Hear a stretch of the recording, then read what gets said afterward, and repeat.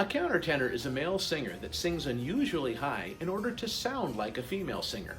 Between the years of 1450 and 1750, almost 300 years ago, countertenors were very popular. That's because women weren't allowed to sing in churches, but composers still needed female sounds in theatrical roles to balance against traditional male roles and voices. The high-pitched countertenors sing-in is called the falsetto, and the period of time when they were popular is known as the Renaissance and Baroque periods in music history. My friend Michael Shoaf is a countertenor from Utah. He's going to sing 2 songs with pianist Susan Davies. After that, you'll have a chance to hear him talk a little bit about his musical journey.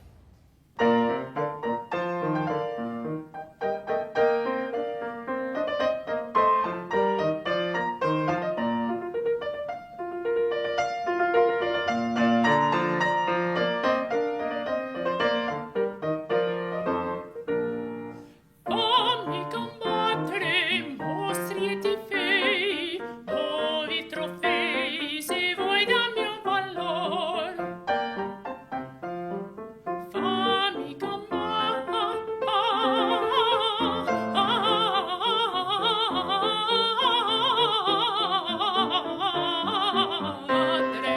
fammi combattere, mostri e ti fei, nuovi trofei, se vuoi dal mio valor, dal mio valor. Fammi combattere, mostri e ti fei, nuovi trofei, se vuoi dal mio valor,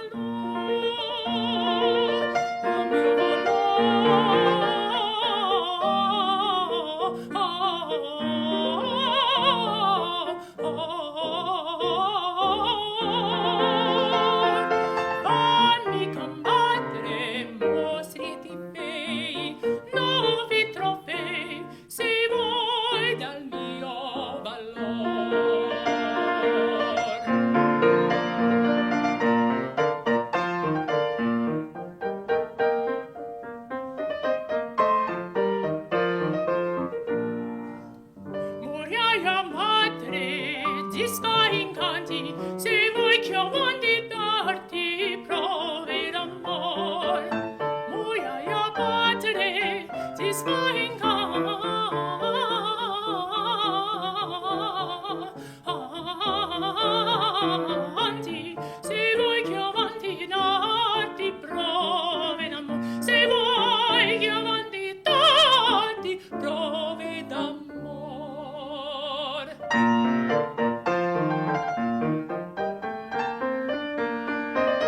Fammi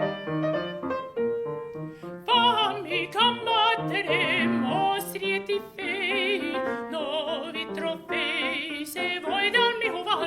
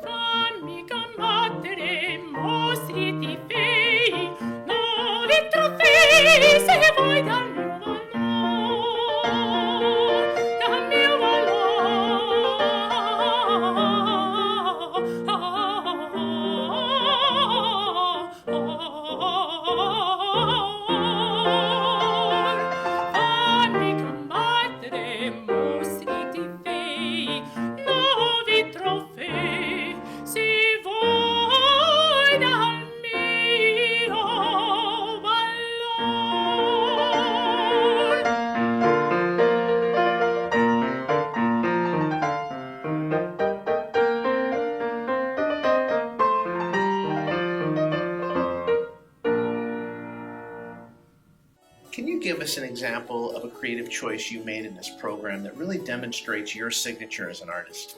Absolutely. So with Baroque music, it's all about ornamentation. So it's never going to be the same twice usually. Directors decide to change things in the moment. For me, I made a lot of artistic decisions that were mine. I sat there, I looked over the theory of the music, the chordal progression. I was like, these notes work and it's comfortable for me, and I love that. And that was one thing that continued to progress me as a countertenor, is being able to be fluid with what I want, but still being true to the composer.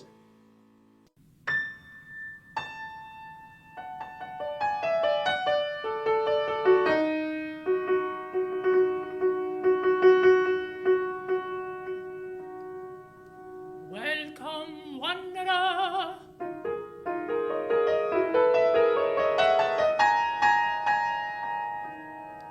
Hast thou the flower there?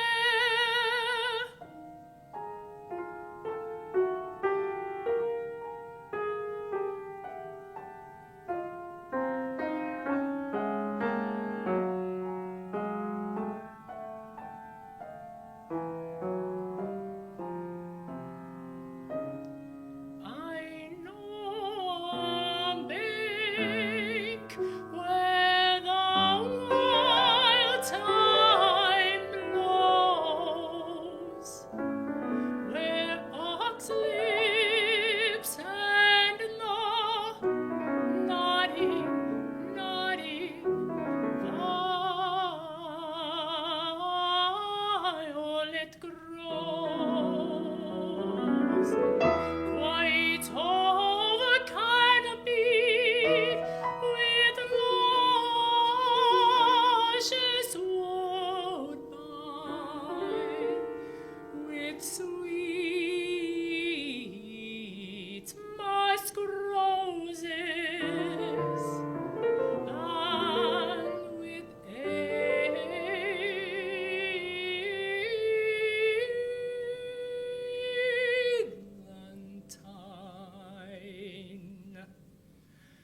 There sleeps Titania sometime of a night, lulled in these flowers with dances, dances and delight. And there the snake throws her enameled skin, weed wide enough to wrap a fairy in. And with the juice of this I'll streak her eyes and make her full of hateful, hateful fantasies, of fantasies. Take thou some of it and seek through this grove. A sweet Athenian lady is in love with a disdainful youth. Anoint his eyes, but do it when the next thing he espies may be the lady. Thou shalt know the man by the Athenian garments he hath on.